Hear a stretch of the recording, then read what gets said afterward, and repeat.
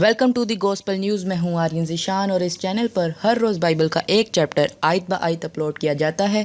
अगर आप बाइबल नहीं पढ़ पा रहे तो यही मौका है कि आप मेरे इस चैनल को सब्सक्राइब कर लीजिए, क्योंकि खुदावंद के पाक कलाम में लिखा है कि ईमान सुनने से पैदा होता है और सुनना मसीह के कलाम से। तो आइए आज की तिलावत शुरू करते हैं। पैदाइश दूसरा बाब पहली आयत। सो आसमान और ज़मीन और उनके कुल लश्कर का बनाना ख़त्म हुआ। दूसरी आयत। और खुदा ने अपने काम को जिसे वो करता था 7वें दिन ख़त्म किया और अपने सारे काम से जिसे वो कर रहा था 7वें दिन फारिग हुआ। तीसरी आयत। और खुदा ने 7वें दिन को बरकत दी और उसे मुक़द्दस ठहराया, क्योंकि उसमें खुदा सारी कायनात से जिसे उसने पैदा किया और बनाया फारिग हुआ। चौथी आयत। ये है आसमान और ज़मीन की पैदाइश जब वो खल्क हुए, जिस दिन खुदावंद खुदा ने ज़मीन और आसमान को बनाया।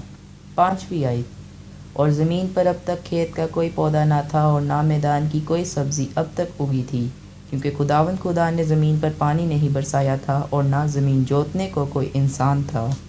छठवीं आयत। बल्कि ज़मीन से कोहर उठती थी और तमाम रुई ज़मीन को सैराब करती थी। सातवीं आयत। और खुदावंद खुदा ने ज़मीन की मट्टी से इंसान को बनाया और उसके नथनों में ज़िंदगी का दम फूंका, तो इंसान जीती जान हुआ। आठवीं आयत। और खुदावंद खुदा ने मशरिक़ की तरफ अदन में एक बाग लगाया और इंसान को जिसे उसने बनाया था वहाँ रखा। नवीं आयत। और खुदावंद खुदा ने हर दरख्त को जो देखने में खुशनुमा और खाने के लिए अच्छा था ज़मीन से उगाया और बाग के बीच में हयात का दरख्त और नेकोबत की पहचान का दरख्त भी लगाया। 10वीं आयत। और अदन से एक दरिया बाग के सैराब करने को निकला और वहाँ से 4 नदियों में तकसीम हुआ। 11वीं आयत।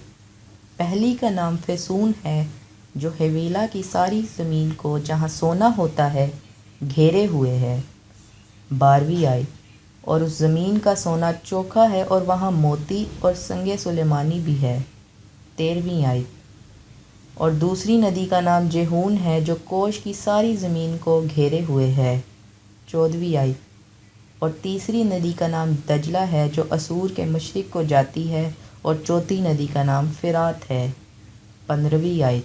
और खुदावंद खुदा ने आदम को लेकर बाग अदन में रखा कि उसकी बागबानी और निगहबानी करे। 16वीं आयत। और खुदावंद खुदा ने आदम को हुक्म दिया और कहा कि तू बाग के हर दरख्त का फल बेरोक टोक खा सकता है। 17वीं आयत। लेकिन नेकोबत की पहचान के दरख्त का कभी न खाना, क्योंकि जिस रोज़ तूने उसमें से खाया तू मरा। 18वीं आयत। और खुदावंद खुदा ने कहा कि आदम का अकेला रहना अच्छा नहीं, मैं उसके लिए एक मददगार उसकी मानद बनाऊंगा। 19वीं आयत।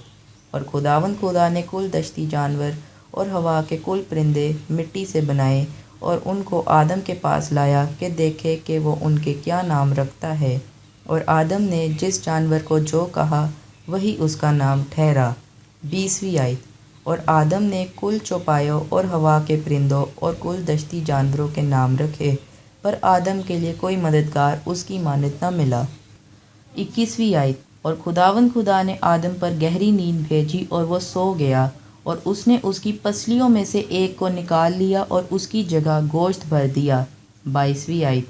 और खुदावंद खुदा उस पसली से जो उसने आदम में से निकाली थी एक औरत बनाकर उसे आदम के पास लाया। 23वीं आयत। और आदम ने कहा कि ये तो अब मेरी हड्डियों में से हड्डी और मेरे गोश्त में से गोश्त है, इसलिए वो नारी कहलाएगी, क्योंकि वो नर से निकाली गई। 24वीं आयत। इस वास्ते मर्द अपने माँ बाप को छोड़ेगा और अपनी बीवी से मिला रहेगा और वो एक तन होंगे। 25वीं आयत। और आदम और उसकी बीवी दोनों नंगे थे और शर्माते ना थे। पाक कलाम का पढ़ा और सुना जाना हम सबों की ज़िंदगियों के लिए बाइस बरकत हो। खुदावंद का शुक्र हो, आमीन। अजीज़ों, दूसरे बाब में हमने यह सीखा कि खुदावंद खुदा ने आसमान और ज़मीन को बनाया, जबकि हम इंग्लिश ट्रांसलेशन में देखें तो वहाँ पर आसमान की जगह हेवंस लिखा है, जिसका मतलब ये है कि खुदावंद खुदा ने एक से ज़्यादा आसमान बनाए और उसके सारे लश्कर यानी कि अपने फरिश्तों को भी उन्हीं 6 दिनों में बनाया। कब बनाया ये मैं आपको बाद में कभी बताऊँगा। और खुदावंद खुदा ने 7वें दिन کوئی تخلیق کا کام نہیں کیا، جبکہ ہم انگلش ٹرانسلیشن میں دیکھیں تو وہاں پر لکھا ہے کہ خدا نے 7ویں دن ریسٹ کیا، اور اگر اردو میں دیکھیں تو وہاں پر لکھا ہے کہ خدا اپنے کام سے فارغ ہوئے، جبکہ یہ دونوں ہی باتیں غلط ہیں، کیونکہ یہ کتاب عبرانی زبان میں لکھی گئی ہے جہاں پر لکھا ہے کہ سبات یعنی کہ اپنے روزمرہ کے کاموں کو چھوڑ دینا، ترک کر دینا۔ اگر آپ کو یہ ویڈیو پسند آئی ہو تو اس ویڈیو کو لائک کرنا، تاکہ ہمیں پتہ چل سکے کہ آپ کو یہ ہمارا کام پسند آ رہا ہے۔